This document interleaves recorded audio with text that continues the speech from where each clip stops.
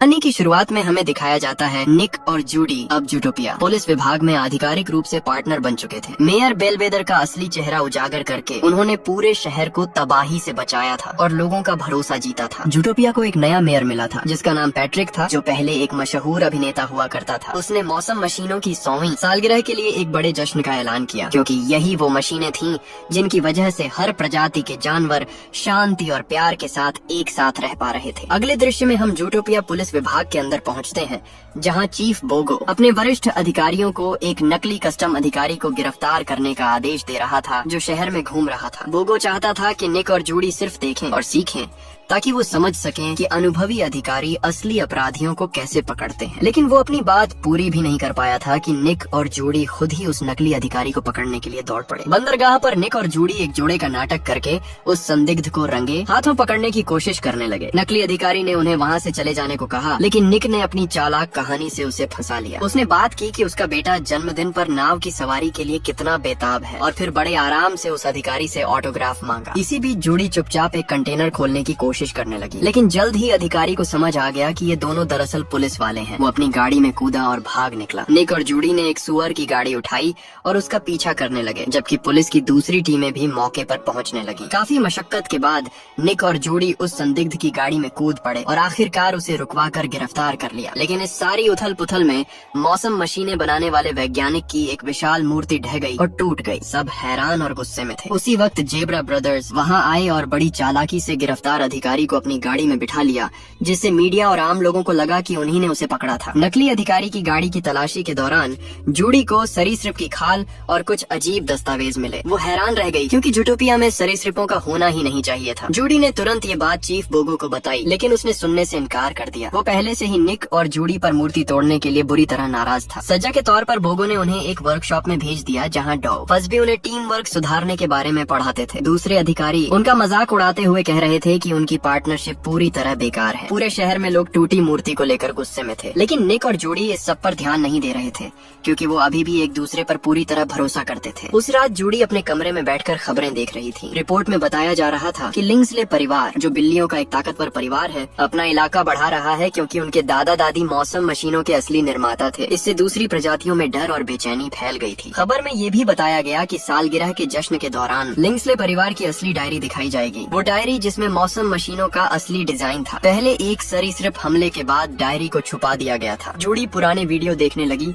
और उसे पता चला कि कई साल पहले एक सरीसृप सांप ने लिंग्सले परिवार की कछुए वाली नौकरानी को मार डाला था। उस घटना के बाद सभी सरीसृपों को जूटोपिया से निकाल दिया गया था। अब जूडी को यकीन हो गया था कि कोई सरीसृप चुपके से शहर में वापस आ गया है। उसने निक को सब कुछ बताया और कहा कि अगर वो ये रहस्य सुलझा लें तो कोई भी उनकी पार्टनरशिप पर सवाल नहीं उठाएगा। निक को ये थ्योरी पागलपन लगी, लेकिन फिर भी वो जूडी के साथ खड़ा रहने के लिए तैयार हो गया। अगले दृश्य में सुरागों और शक से भरपूर होकर निक और जूडी मौसम मशीनों की 100वीं सालगिरह के भव्य जश्न में पहुंचे, क्योंकि यहीं से असली खेल शुरू होने वाला था। जूडी लिंग्सले डायरी के पास गई और उसे कुछ अजीब लगा। उसका आवरण पूरी तरह लोहे से बना था। वो पूरी तरह हैरान रह गई, क्योंकि ऐसा आवरण आमतौर पर किसी बड़े खतरनाक राज को छुपाने के लिए बनाया जाता है। तभी चीफ बोगो पार्टी में आ गया, जिससे निक और जूडी को छुपना पड़ा। उसी वक्त जूडी की मुलाकात लिंग्सले परिवार के एक सदस्य से हुई। कोई शांत, बातूनी और अपने बाकी परिवार से बिल्कुल अलग इंसान। निक को अभी भी यकीन था कि जूटोपिया में कोई सरीसृप नहीं है, लेकिन अगले ही पल उसे फर्श पर सरीसृप की खाल पड़ी दिखी। तब उसे समझ आया कोई सरीसृप यहाँ जरूर है। तभी चीफ बोगो ने निक को पकड़ लिया और उसे ले जाने लगा, लेकिन निक ने अपनी सूझबूझ से काम लिया। उसने स्टेज की रोशनी एक रहस्यमयी नकाबपोश शख्स पर घुमा दी और पल भर में सच सामने आ गया। सब हैरान होकर ठिठक गए, क्योंकि नकाब के नीचे एक वाइपर सांप था। सांप ने तुरंत लिंग्सले परिवार के मुखिया और डायरी को पकड़ लिया और भाग निकला। पार्टी में हाहाकार मच गया। जानवर चिल्लाने और भागने लगे। हर तरफ अफरा तफरी थी। सांप डायरी लेकर एक कमरे में घुस गया और जूडी उसके पीछे अंदर आ गई। उसने गुजारिश की, कृपया किसी को मत मारो, किसी को तकलीफ मत दो। सांप ने शांति से जवाब दिया, मैं हत्यारा नहीं हूँ। असली हत्यारे तो लिंग्सले परिवार है और इस डायरी में उनका सबसे गहरा राज छुपा है। जूडी पूरी तरह उलझन में पड़ गई, लेकिन इससे पहले कि वो कुछ समझ पाती, निक कमरे में घुस आया और सांप पर हमला करके उसे बेहोश कर दिया। लिंग्सले परिवार ने डायरी वापस ले ली और पुलिस को सांप को मार डालने का हुक्म दिया। जूडी को कुछ बहुत गलत लग रहा था, जैसे सच को दफनाया जा रहा हो। जब सांप घबराहट में होश में आया तो उसने गलती से चीफ बोगो को काट लिया, जो बेहोश होकर जमीन पर गिर पड़ा। पुलिस के अधिकारी सांप को मारने दौड़े, लेकिन निक और जूडी बीच में आ गए और उसे बचा लिया। सांप एक खिड़की से कूदकर बाहर भाग गया। गया। नीचे एक रहस्यमयी गाड़ी पहले से इंतजार कर रही थी। उसने सांप को उठाया और रात के अंधेरे में गायब हो गई। अब निक और जूडी भी खतरे में थे। उन्होंने डायरी उठाई और नीचे कूद पड़े, जहाँ मिस्टर बिग के आदमियों ने उन्हें पकड़ा, एक गाड़ी में बिठाया और कहीं सुरक्षित जगह ले गए। इधर लिंग्सले परिवार मेयर पर दबाव बना रहा था कि निक और जूडी को हर हाल में पकड़ा जाए और डायरी वापस लाई जाए। पूरे शहर में बस एक ही खबर फैल रही थी कि निक और जूडी ने सांप की मदद की और जूटोपिया के साथ गद्दारी की। उन्हें बचाने के लिए मिस्टर बिग ने उन्हें नकली पासपोर्ट और दूसरे जिले में भागने का रास्ता दिया, लेकिन जूडी ने भागने से इनकार कर दिया। वो सच जानना चाहती थी क्योंकि सांप ने कहा था कि वो ये सब अपने परिवार के लिए कर रहा था और उसका किसी को मारने का इरादा कभी नहीं था। जूडी की बात सुनकर मिस्टर बिग ने उनसे एक ऊद बिलाव मिलवाया, एकमात्र जो उन्हें सरीसृपों तक पहुंचा सकता था। ऊद बिलाव थोड़ा मस्खरा और व्यंग्यात्मक था, लेकिन निक और जूडी फिर भी उसके पीछे चल पड़े। वो उन्हें अंधेरे, संकरे और खतरनाक रास्तों से एक छुपी हुई जगह पर ले गया जहाँ सिर्फ समुद्री जीव और सरीसृप रहते थे। सरीसृपों और सील मछलियों को साथ रहते देखकर निक और जूडी पूरी तरह हैरान रह गए। ऊद बिलाव ने उनसे एक गिरगिट मिलवाया जिसने उनका स्वागत केंचुए खाने की पेशकश करके किया। डरे हुए निक और जूडी ने किसी तरह उन्हें निगल लिया। गिरगिट और बाकी सरीसृप उन पर हंसने लगे। फिर गिरगिट ने उन्हें बताया कि डायरी को लोहे के आवरण में इसलिए बंद किया गया था क्योंकि इसका असली डिजाइन सिर्फ एक सरीसृप सांप ही देख सकता है। उसने ये भी बताया कि लिंग्सले परिवार की कछुए वाली नौकरानी की हत्या के बाद पूरे सरीसृप समुदाय को शहर से बाहर निकाल दिया गया था। अचानक पुलिस के अधिकारी वहां आ पहुंचे। सरीसृप डरकर अपनी जान बचाने के लिए भागने लगे। निक और जूडी ऊद बिलाव और गिरगिट के साथ भागे। पुलिस के विशाल दरियाई घोड़े पानी में तैरकर तेजी से पास आते जा रहे थे। गिरगिट उन्हें छोड़कर भाग गया। इसी अफरा तफरी में सांप ने जूडी से डायरी छीन ली और अधिकारियों को दुओ चकमा देते हुए भाग गया। निक और जूडी उसके पीछे दौड़े। पाइपलाइनों और संकरे रास्तों में मौत से बचते बचाते वो आखिरकार बाहर निकल आए, लेकिन सांप जा चुका था। जमीन पर जूडी को डायरी गिरी हुई मिली। पास में उन्हें 2 बकरी पर्वतारोही मिले जो उसी फूल का निशान लेकर चल रहे थे जो डायरी पर था। पूछताछ में उन्होंने बताया कि सांप कभी ऊपर पहाड़ पर रहता था। ये सुनकर निक और जूडी रस्सियों की मदद से पहाड़ चढ़ने लगे, लेकिन बीच रास्ते में उनके बीच तीखी बहस हो गई और उसी पल जूडी का पसंदीदा गाजर के आकार का USB ड्राइव उसके हाथ से छूट गया, गिरा और नीचे चट्टानों पर टूट गया। जूडी का दिल टूट गया। वो पूरी तरह बिखर गई थी। अंदर पहुंचकर जूडी ने एक के बाद एक चौंकाने वाले सच उजागर किए। जैसे हर दूसरी प्रजाति की अपनी दुनिया होती है, वैसे ही सरीसृपों और सांपों की भी कभी अपनी एक खूबसूरत दुनिया हुआ करती थी। एक ऐसी जगह जहाँ वो शांति,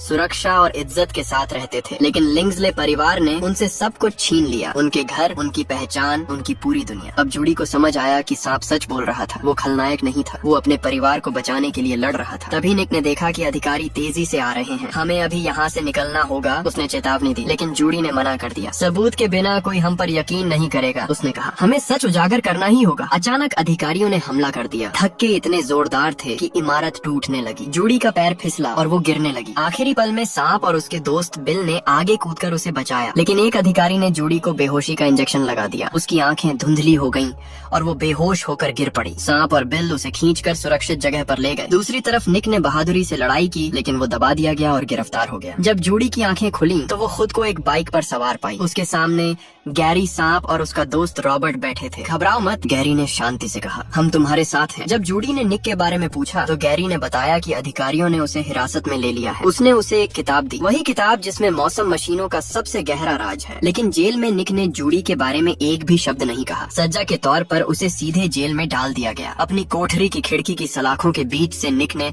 लिंग्सले परिवार को गुस्से में अपना इलाका फैलाते देखा। मौत का फरमान जारी हो गया। सभी सरीसृपों को खत्म किया जाए, क्योंकि रॉबर्ट का एक बाल मिला था। उसे भी मारे जाने की सजा सुनाई गई। छुपने की जगह पर गैरी ने जूडी से वादा किया, हम निक को बचाएंगे चाहे कुछ भी हो। वो उसे रॉबर्ट की छुपी हुई शांत और पूरी तरह सुरक्षित जगह पर ले गया। जब जूडी ने पूछा कि ये सब कैसे शुरू हुआ तो गैरी ने समझाया कि जब उसे पता चला कि डायरी सार्वजनिक रूप से दिखाई जाएगी तो उसने रॉबर्ट के परिवार को एक अनजान खत भेजा। उस खत ने रॉबर्ट को सच का सामना करने पर मजबूर किया। उस पल से रॉबर्ट ने गैरी के साथ खड़े होने का फैसला किया। हम शहर को बचाएंगे, रॉबर्ट ने जूडी से कहा, और मेरे परिवार के अपराधों को सबके सामने उजागर करेंगे। मौसम मशीन असल में किसी स्तनपायी ने नहीं बनाई थी, इसे गैरी की परदादी ने बनाया था जो एक सरीसृप थी। उसका सपना बस इतना था कि एक ऐसा शहर हो जहाँ सभी प्रजातियाँ मिलकर शांति से रह सकें। इस सपने सपने को पूरा करने के लिए उसे एक निवेशक की जरूरत थी। तब वो रॉबर्ट के परदादा के पास गई। पहले उन्होंने हाँ कर दी, लेकिन लालच ने उन पर काबू पा लिया। उन्होंने गैरी की परदादी के साथ धोखा किया, आविष्कार का पूरा श्रेय खुद ले लिया और अपनी ही नौकरानी को मार डाला। फिर सारा इल्जाम गैरी की परदादी पर डाल दिया। उस दिन से पूरे जूटोपिया में सरीसृपों से नफरत होने लगी। आखिरकार उन्हें शहर से बाहर निकाल दिया गया। रॉबर्ट के परदादा ने सरीसृप नगरी को बर्फ के नीचे दफन कर दिया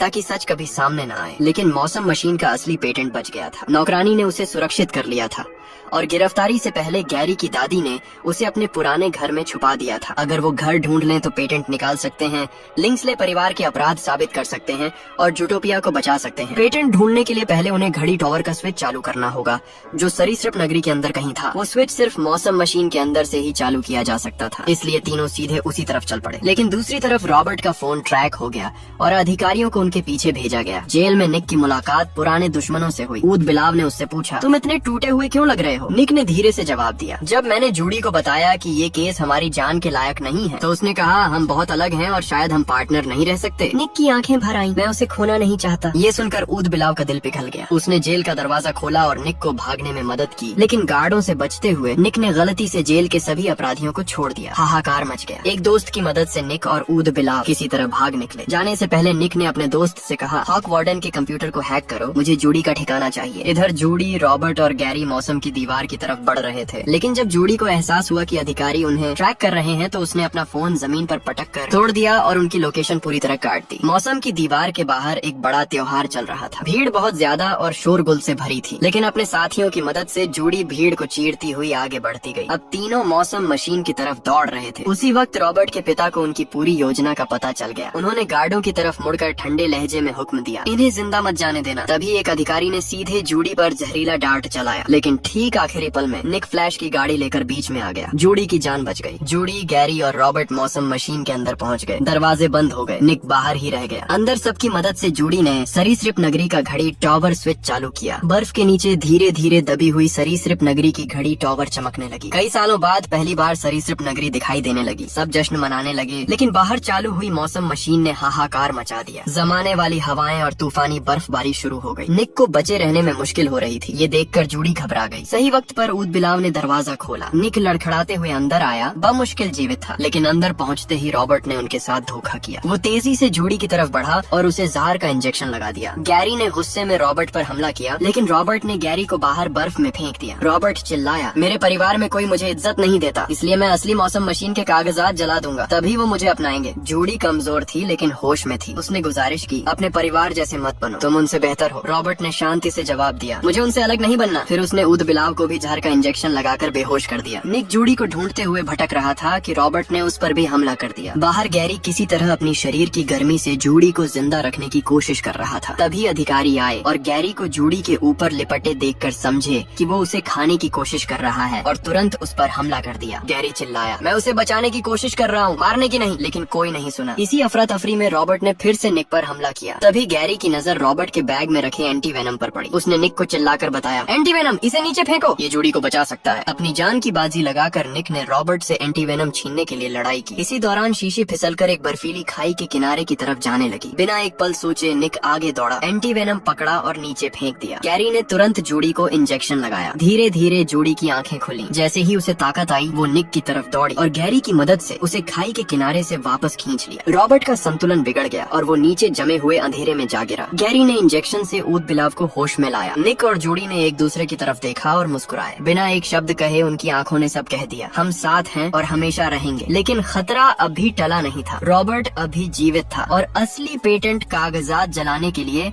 सरीसृप नगरी की तरफ भाग रहा था। निक, जूडी और उनके दोस्त उसका पीछा करने लगे। रास्ते में रॉबर्ट की मुलाकात अपने माँ बाप से हो गई। वो उस पर जूडी का साथ देने के लिए बुरी तरह चिल्लाए। रॉबर्ट ने पलटकर जवाब दिया, मैं उनकी मदद नहीं कर रहा था, मैं बस नाटक कर रहा था। अब मुझे पता है कि असली कागजात सरीसृप नगरी में छुपे हैं और मौसम मशीन गैरी की परदादी ने बनाई थी। अगर मैं वो कागजात जला दूं तो हमारा परिवार फिर से सुरक्षित हो जाएगा। मेयर भी वहाँ मौजूद था, लेकिन रॉबर्ट के पिता ने उसे चुप रहने का हुक्म दिया। तब ऊद बिलाव और उसके साथी आ पहुँचे। सांप और ऊद बिलाव ने लिंक्सले परिवार का सामना करने का फैसला किया, जबकि निक और जूडी एक ट्रक से रॉबर्ट के पीछे दौड़े। उन्होंने उसे पकड़ लिया। एक जबरदस्त लड़ाई छिड़ गई। रॉबर्ट उन पर भारी पड़ने लगा, लेकिन ठीक उसी वक्त गैरी और ऊद बिलाव आ गए। मिलकर उन्होंने रॉबर्ट को काबू में कर लिया और रस्सियों से बांध दिया। तब तक मेयर पूरा सच जान चुका था। उसने ताकत से ज्यादा इंसाफ को चुना और रॉबर्ट के परिवार के खिलाफ खड़ा हो गया। गैरी अपने दोस्तों को अपने पुराने घर पर ले गया। बर्फ के नीचे एक छुपी हुई खूबसूरत और रंग बिरंगी सरीसृप नगरी थी। सब निशब्द रह गए।